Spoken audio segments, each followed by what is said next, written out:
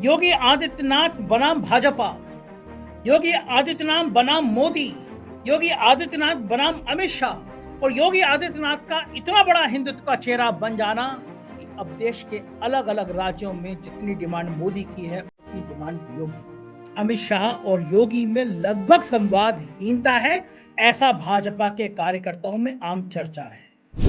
दिल्ली जानती है कि अब योगी आदित्यनाथ को गुल खिला सकते हैं, तो दिल्ली ने भी कुछ तैयारी कर ली है।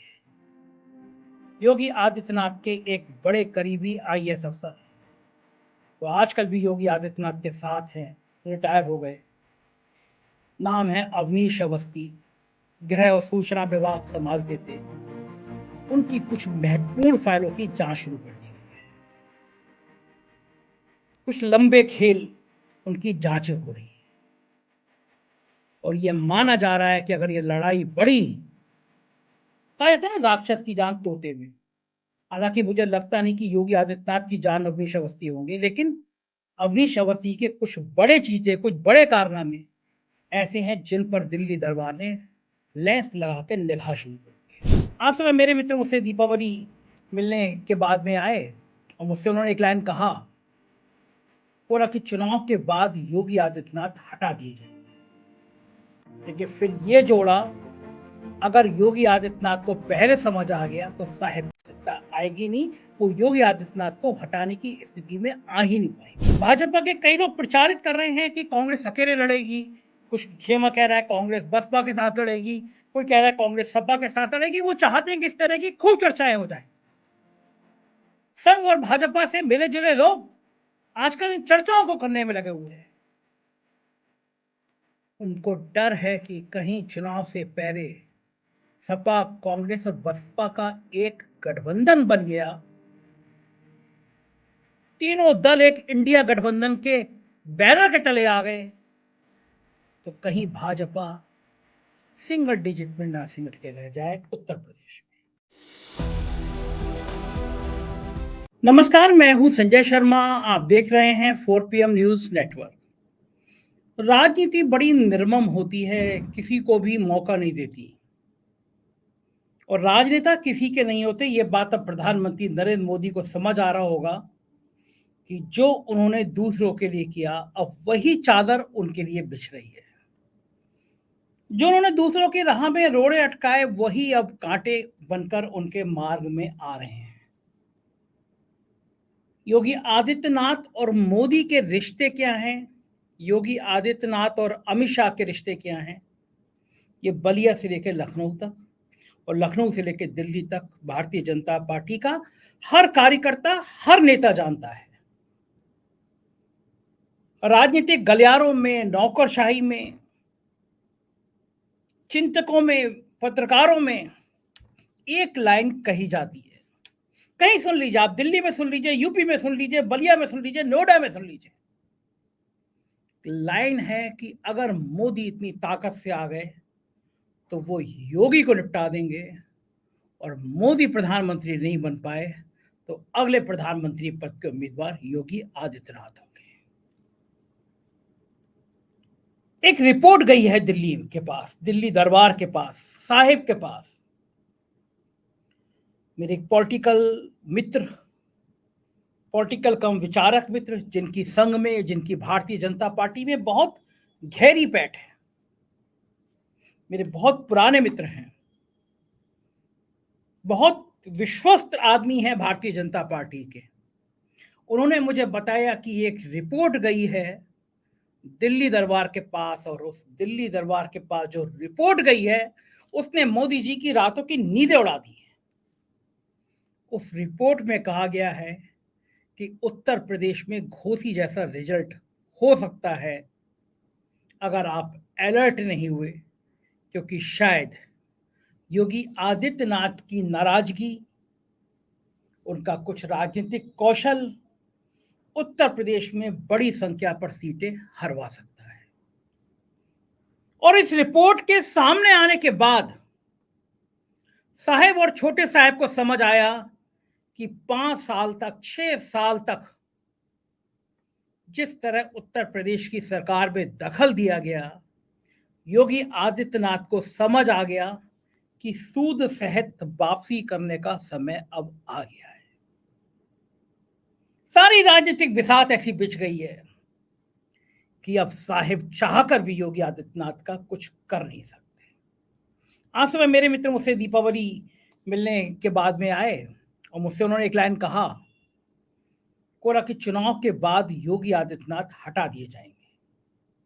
लेकिन फिर ये जोड़ा, अगर योगी आदित्यनाथ को पहले समझ आ गया तो साहिब की सत्ता आएगी नहीं, वो योगी आदित्यनाथ को हटाने की स्थिति में आ ही नहीं पाएंगे। थोड़ा पीछे ले चलता हूं मैं आपको।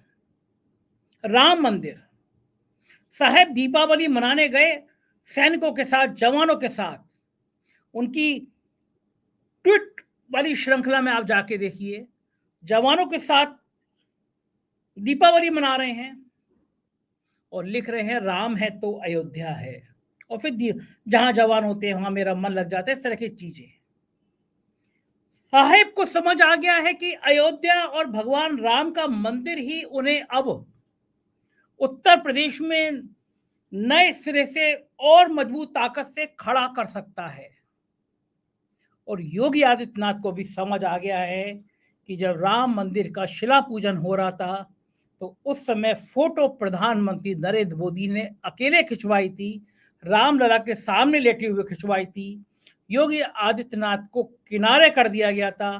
तो अब योगी आदित्यनाथ को समझ आ गया है कि वो देश को बता सके कि राम मंदिर की जो यात्रा है, राम मंदिर का जो आंदोलन है, राम मंदिर का जो निर्माण है, उसमें योगी आदित्यनाथ की भूमिका को नजरअंदाज किया नहीं जा सकता।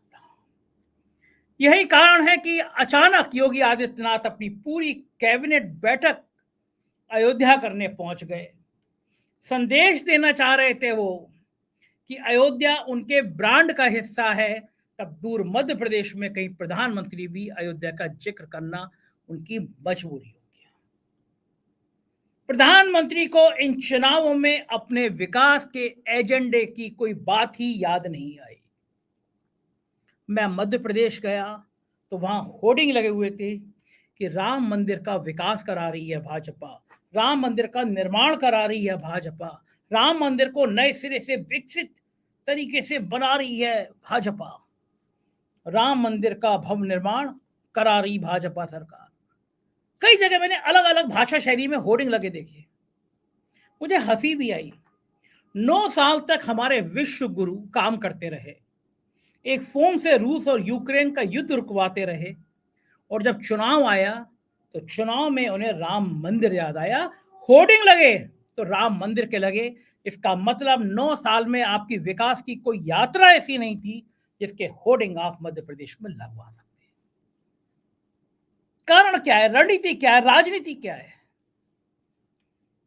कारण यह है कि देश का सबसे बड़ा सूबा, देश को सबसे ज्यादा लोकसभा सीटें देने वाला सूबा उत्तर प्रदेश अब एक नए राजनीतिक चक्रव्यूह में फंसता हुआ नजर आ रहा है।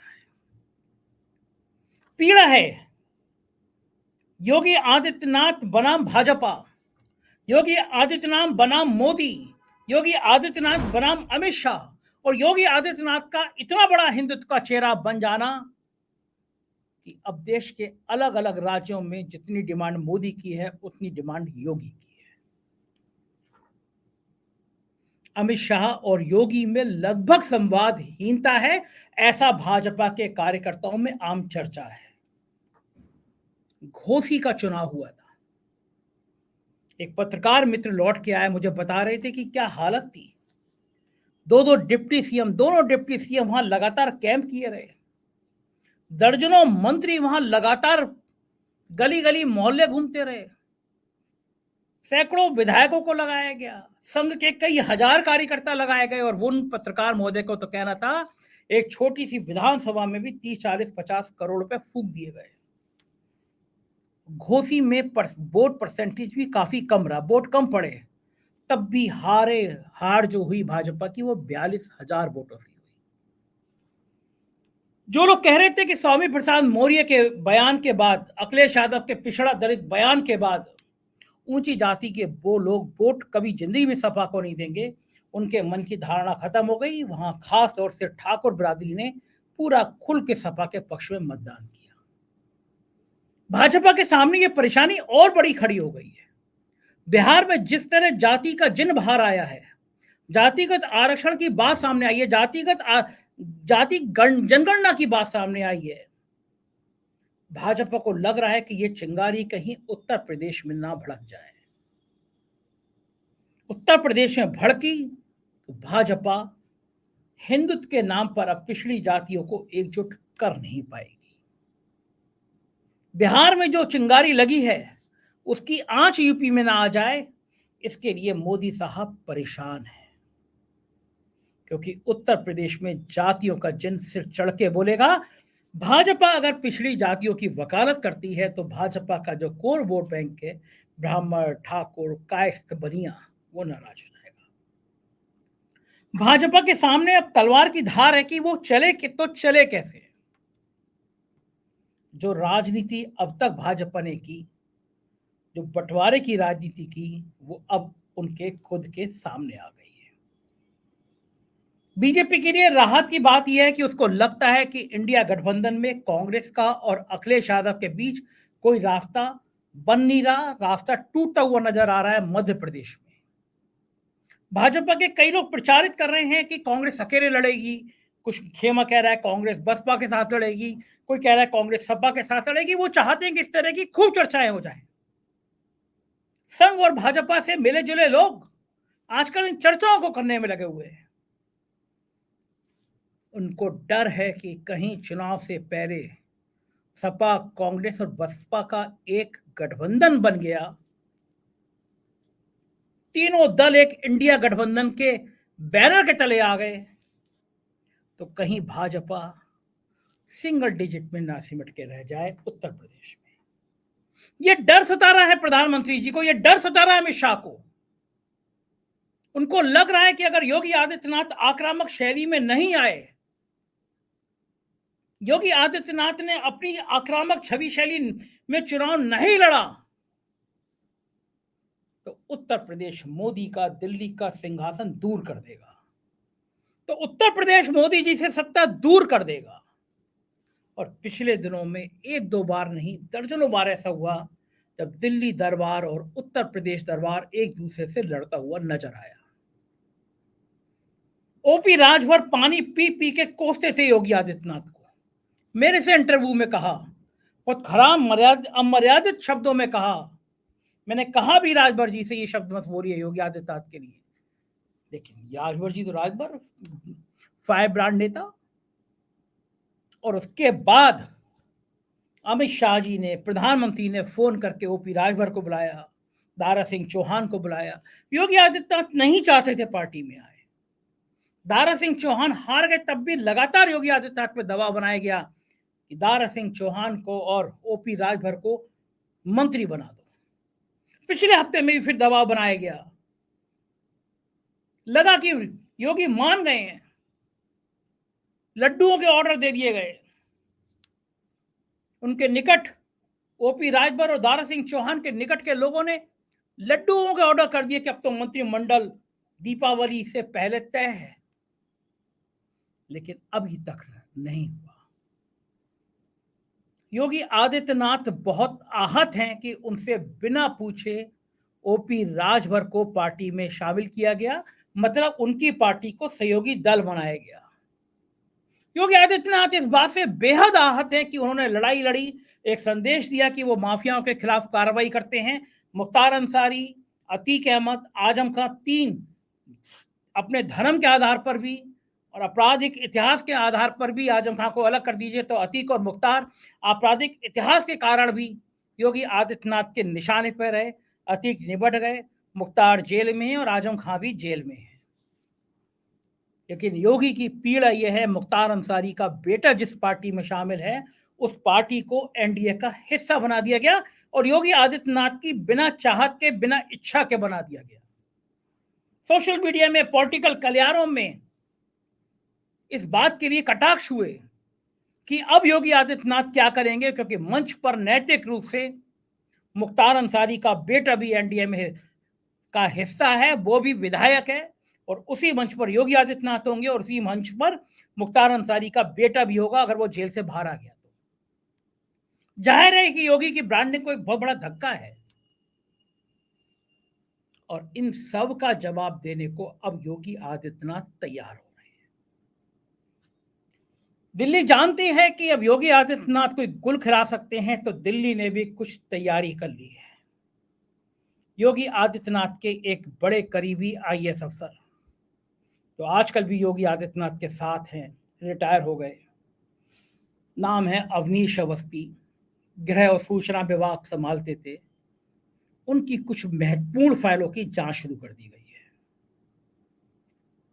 कुछ लंबे खेल उनकी जांचें हो रही हैं और यह माना जा रहा है कि अगर ये लड़ाई बढ़ी, कहा जाता है ना राक्षस की जान तोते में।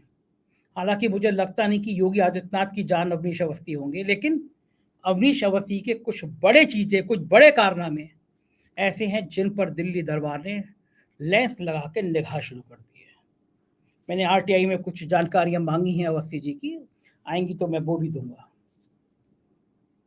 कि चर्चा है कि जो दो बड़े एक्सप्रेसवे बने हैं, पूर्वांचल एक्सप्रेसवे, बुंदेलखंड एक्सप्रेसवे, और ये योगी आदित्यनाथ के लिए शर्मनाक स्थिति थी कि उद्घाटन के 1 महीने के अंदर दोनों एक्सप्रेसवे टूटे, धसे। पूरे देश में मजाक उड़ी कि प्रधानमंत्री ने जिन एक्सप्रेसवे का उद्घाटन किया वो 1 महीने के अंदर धस गए, कई जगह से धस गए। उनके भ्रष्टाचार की बात सामने आई। पूर्वांचल एक्सप्रेसवे में काफी सारी कंपनियां रखी गई, हटाई गई, मानक कम किए गए, अब वो सब पड़ते परदर परत खुल रहे हैं। आगरा लखनऊ एक्सप्रेसवे के टोल का मामला भी खुल रहा है, जब अवनीश अवस्थी यूपीडा के इंचार्ज थे, कि किस तरह उन्होंने एक कंपनी को टोल का नियम विरुद्ध जाके काम दे दिया गया। इस तरह के बहाने करके योगी आदित्यनाथ को घेरने की कोशिश की जा रही है, लेकिन ये बात तय है कि योगी आदित्यनाथ इन सब चीजों से, घेराबंदी से ऊपर उठ चुके हैं। वो मानते हैं कि आगे नाक ना पीछे पगा, मेरे आगे पीछे कुछ नहीं है। और लोग ये भी तेवर जानते हैं, योगी आदित्यनाथ को गुस्सा आया तो ये ले अपनी लपट कमरिया, बहुत ना नचाए, और छोड़ के वो गोरखपुर चले जाएंगे। पिछली बार भी जब नाराजगी की बात आई थी, संघ के प्रमुख लोग थे तो वो गोरखपुर नाराज होकर बैठ गए थे। ये चीजें दिल्ली को परेशान कर रही है, क्योंकि अब 4-5 महीने बचे हैं, अब समय नहीं है, अब उतना टाइम भी नहीं है, अब उतना क्षमता भी नहीं है कि अब ऐसी चीजों में एनर्जी लगाई जाए। 3 दिसंबर को चुनाव नतीजे आ रहे हैं, लोग बता रहे हैं कि भाजपा के अनुकूल नहीं होंगे, और अगर कहीं 5 और राज्य भाजपा हार गई तो सवाल फिर मोदी के नेतृत्व पे खड़े होंगे। सवाल ये खड़े होंगे कि अब मोदी का चेहरा और चेहरा नहीं बचा जिसके दम पर चुनाव जीता जा सके। संघ ने, ऑर्गेनाइजर ने पहले ही कह दिया था कि अब राम मंदिर और मोदी के चेहरे पे चुनाव नहीं जीता जा सकता।